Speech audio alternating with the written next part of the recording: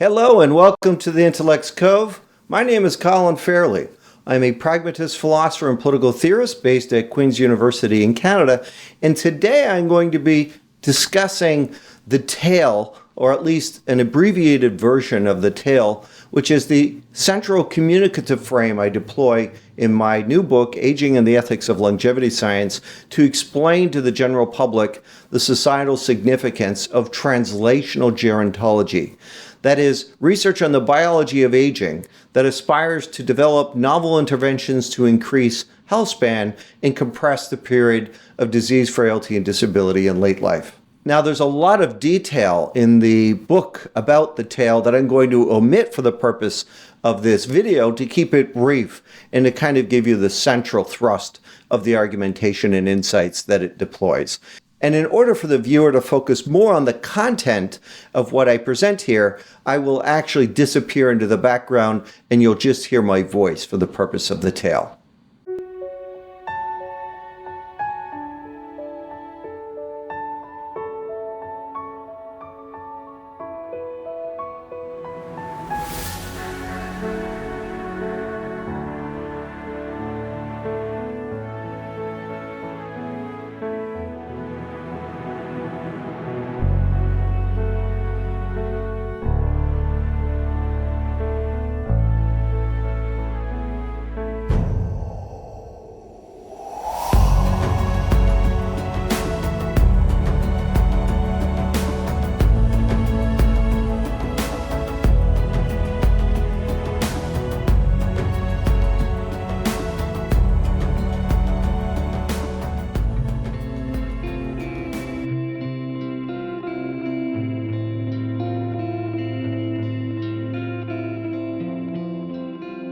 For a very long time, humanity could not make substantive progress up the ocean of longevity.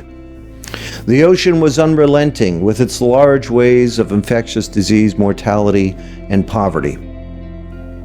Any vessel constructed quickly filled with water after a short distance onto the ocean, capsizing from the constant onslaught of these waves.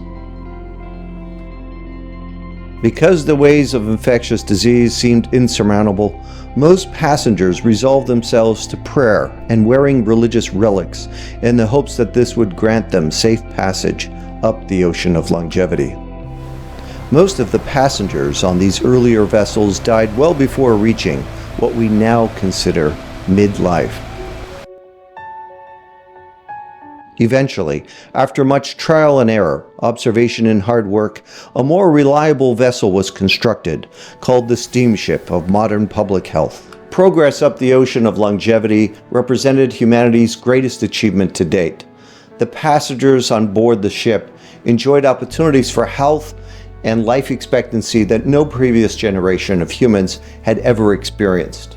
However, it was not long before an onslaught of new waves slowly began to hit the ship's bow. These were chronic diseases like heart disease and cancer. Stage number 2 of the tale, from lifespan to healthspan.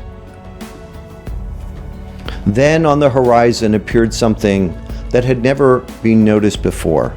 Often the distance was an iceberg, directly in the ship's path up the ocean of longevity.